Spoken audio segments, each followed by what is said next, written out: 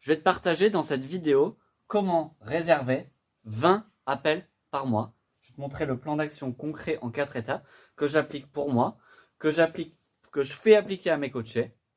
20 appels par mois, ça fait que tu réserves des appels tous les jours. Si tu travailles 5 jours par semaine, tu bookes des calls tous les jours. Là, c'est ce que j'applique là. J'ai même booké 2 calls aujourd'hui, ok, en appliquant ce plan que je vais te présenter. Donc, tu appliques ça, tu auras tout le plan d'action pour avoir 20 appels dans le mois. Très simple. Donc, première action à poser, 60 DM. J'ai mis pause. Très simple.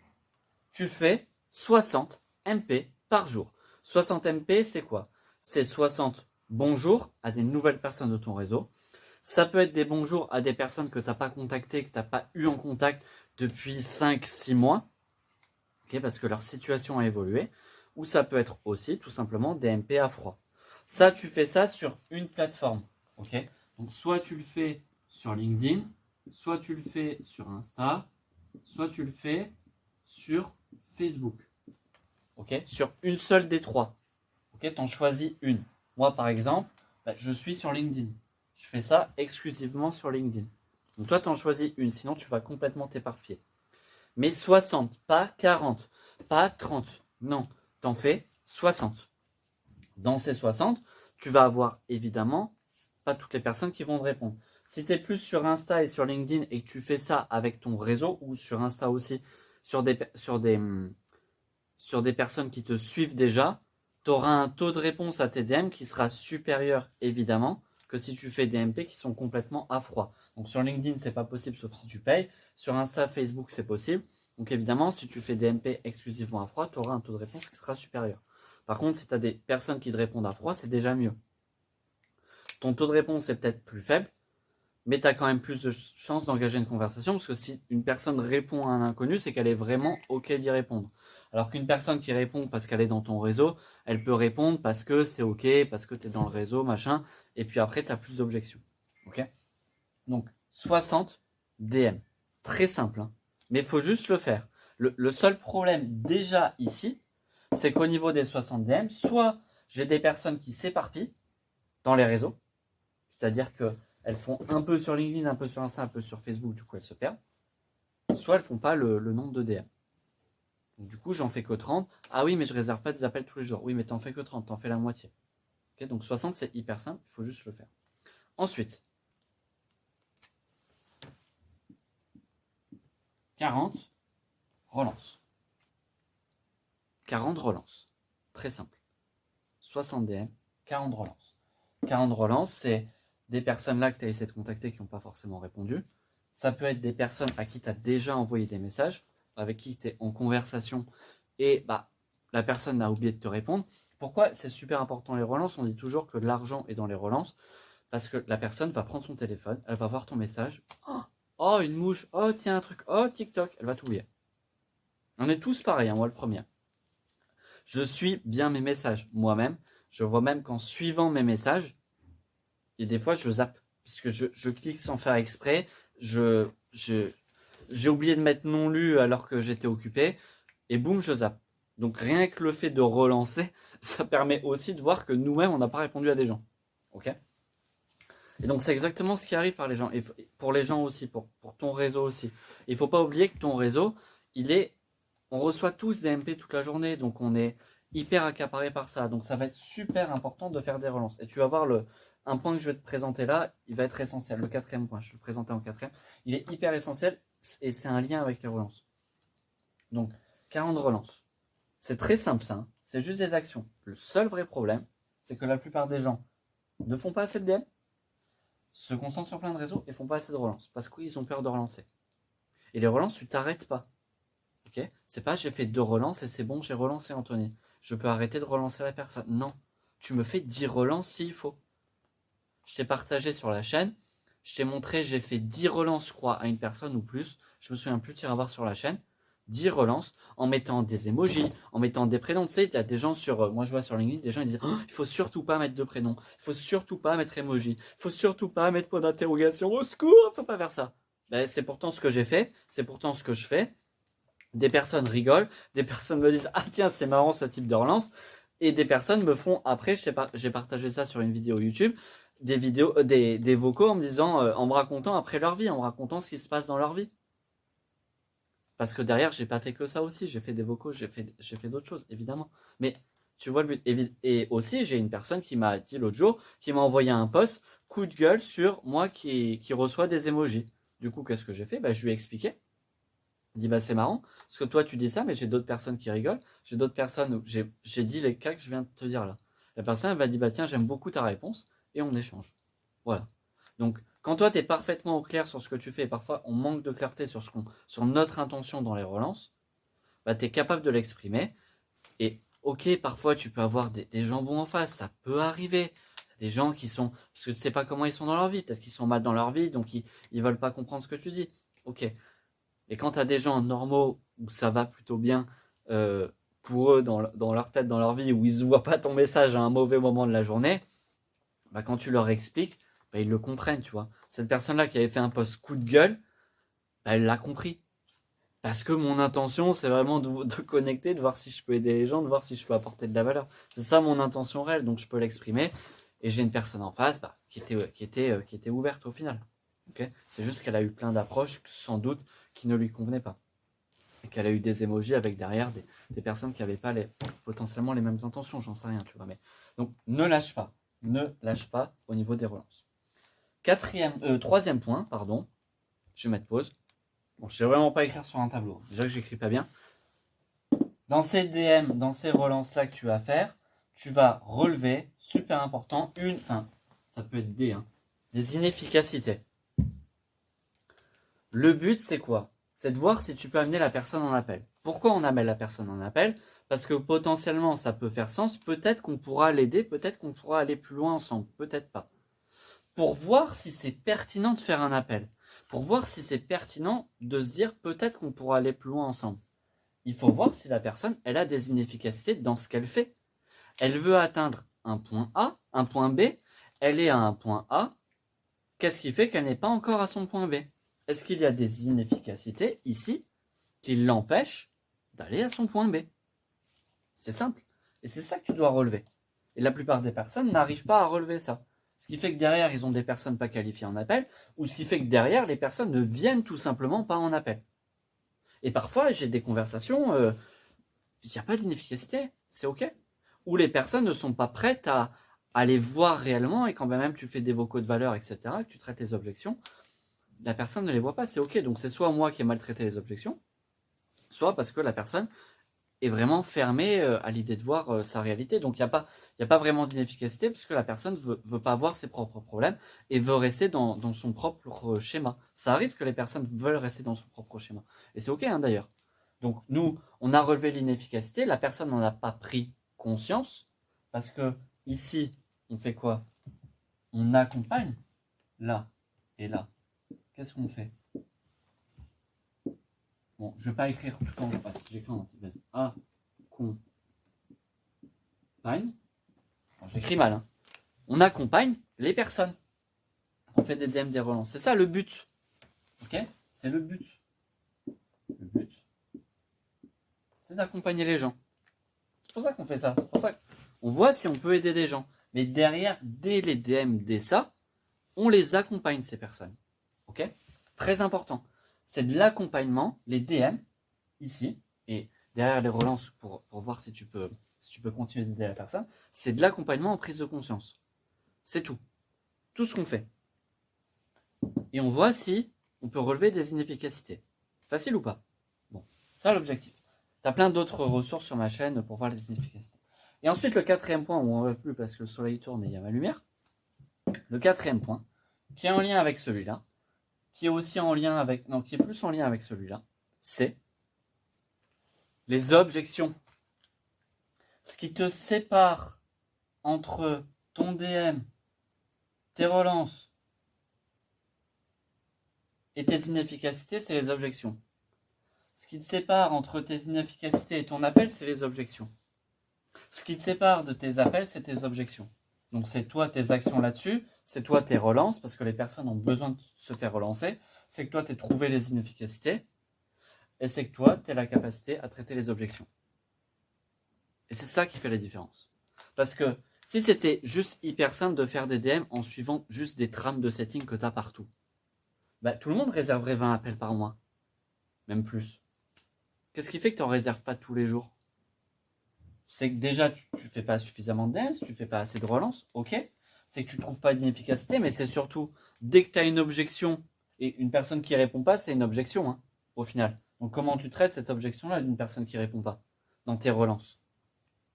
Les relances, c'est même déjà du traitement d'objection. Okay, et les personnes se mettent énormément de freins sur les relances. Et ensuite, c'est dans la conversation, comment est-ce que toi, tu vas traiter tout ça, ces objections-là. Sauf que la plupart des personnes s'arrêtent à la première objection, s'arrêtent au premier frein que met la personne. Ah, mais merci, c'est très gentil, mais je suis déjà accompagné.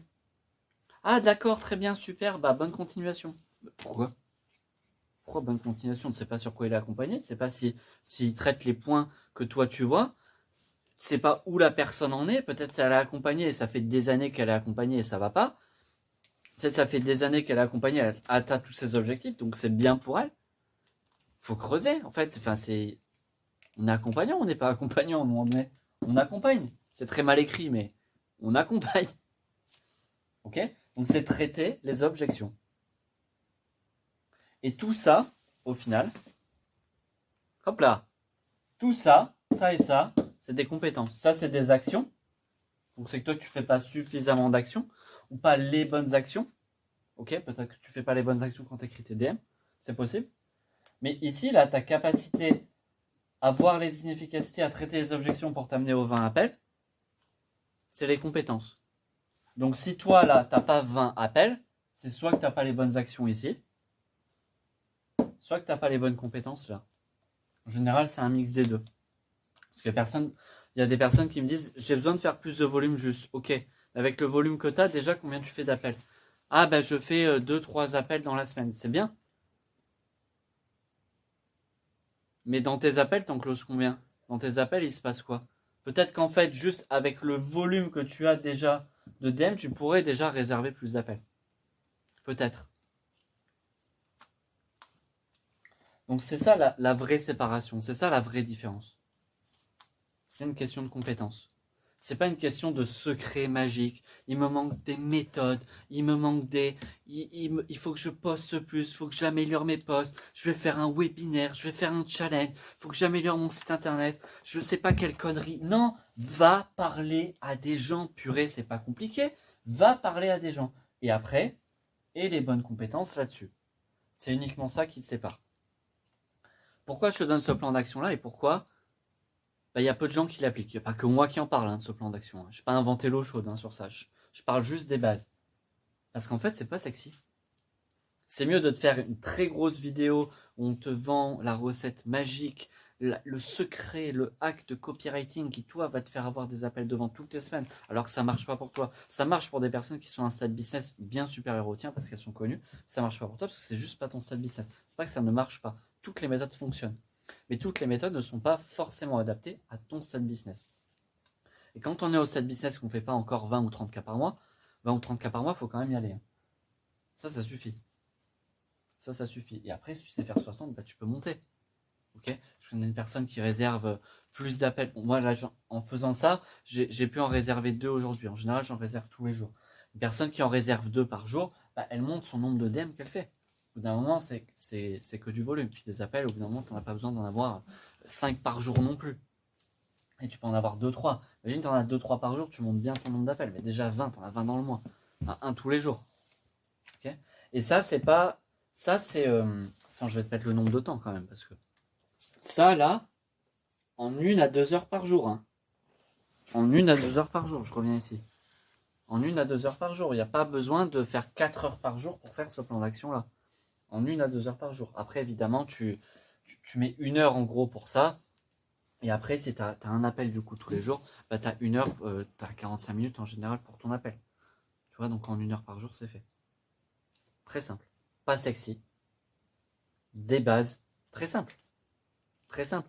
Et ça me refaisait penser à une vidéo que j'ai vue de Franck Nicolas d'il y a quelques temps. Franck Nicolas, c'est un coach de coach, un coach Jeff Perso, enfin il fait plein de trucs, qui est assez connu en France.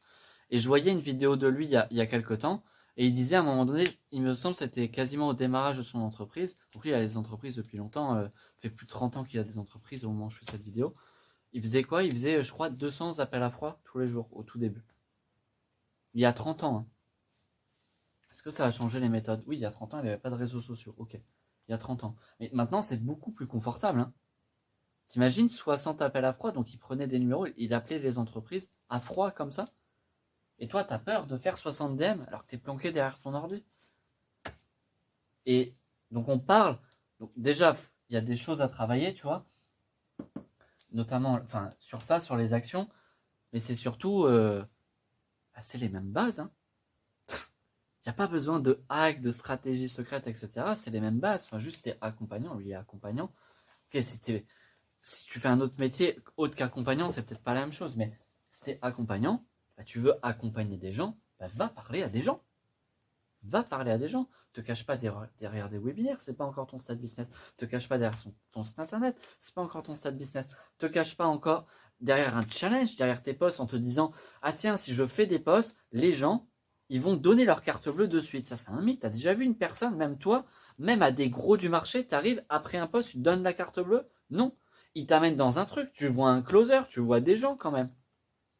Sauf si tu achètes une formation à 10 balles, mais ou à 100 balles, ok, peut-être. Et encore que, souvent, ils ont des webinaires quand même. Donc, ils convertissent.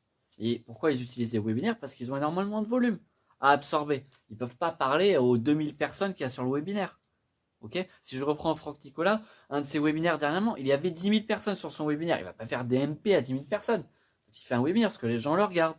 Et toi, c'est pas ton cas. Mais par contre, ta force à toi, c'est quoi? C'est d'aller parler à des gens. C'est ta force, c'est l'humain. C'est justement, c'est que tu n'as pas de volume. C'est que tu as cette capacité à discuter à des gens. C'est que tu as cette capacité-là à accompagner des gens en DM, en MP. Tu as cette capacité de leur apporter de la valeur, de leur faire prendre conscience de leurs inefficacités, de quand ils ont des objections, de les amener, eux, dans un mindset qui va plus les aider à avancer. Parce que toi, tu as ce mindset-là pour toi. Bah, c'est top, en fait. Ça, ils peuvent pas l'apprendre dans un webinaire. Parce que là, tu vas le personnaliser. Après, tu pourras avoir ces 20 appels. Question de compétences, d'action et de compétences. Tout simple. Tu fais ça. Tu as 20 appels par mois, c'est ce qu'on veut. Les actions, bah, à un moment donné, je peux faire les actions à ta place. Les compétences, bah, tu as d'autres vidéos sur la chaîne. Je partage des coachings. Sur quoi je bosse en coaching? Sur les compétences. Sur leur bouger leur cul pour qu'ils fassent leurs actions, évidemment. Après, une fois que j'aurai bougé leur cul à mes coachés, bah, on bosse sur les compétences. C'est pour ça qu'on paye des coachs. Pas pour avoir un secret magique, un hack. Non, non. Là, tu paies des formations, tu paies des trucs, tu paies tout ce que tu veux. Et puis après, tu arrêtes d'acheter ça parce que tu vois qu'il n'y a pas de hack, tu vois qu'il n'y a pas de secret. Et après, tu paies un coach, tu paies un accompagnant. Mais toi-même, tu l'es. Toi-même, tu fais évoluer les personnes sur les compétences. C'est ce que tu fais, toi, au final, en tant qu'accompagnant. Ça peut être des compétences de savoir-être. Pas forcément des compétences techniques. Là, c'est plus du technique. Mais il y a aussi du savoir-être. Il y a aussi beaucoup de savoir-être. Mais c'est pareil, au fait. C'est pareil. Donc, c'est compétences. C'est pour ça qu'on paie des accompagnants. Et c'est ce qui te manque. C'est exactement ce qui te manque. Action et compétences pour avoir un appel tous les jours. Tu travailles 5 jours par semaine. Ça fait environ 20 appels dans le mois. Passe à l'action sur ça. Tu as un canal WhatsApp juste en dessous. Où je t'apporte encore plus de valeur. Plus de prise de conscience de ce que je peux faire sur YouTube, même si sur YouTube j'apporte une tonne de valeur, je partage même des coachings. Et sur WhatsApp, des fois je sors d'un coaching, moi-même je fais des MP, je vois des choses, bah boum, je fais un vocal. Tu vois, où je partage la vidéo, des choses à l'écrit. L'autre jour, j'ai partagé un écrit que j'ai partagé exclusivement à mes coachés. Je l'ai mis sur le canal, je ne le mets pas sur YouTube. Donc, viens sur le canal, comme ça tu as encore plus de valeur. Quand tu arriveras, il sera vide, c'est entièrement normal, parce que WhatsApp ne permet pas de voir l'antériorité.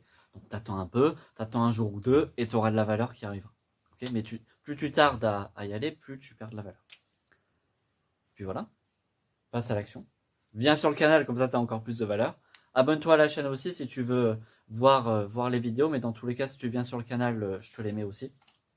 Mais si tu as le double, à la fois les notifs et à la fois sur le canal, tu es sûr de ne pas louper des vidéos de valeur comme celle-ci. Et puis voilà, à bientôt.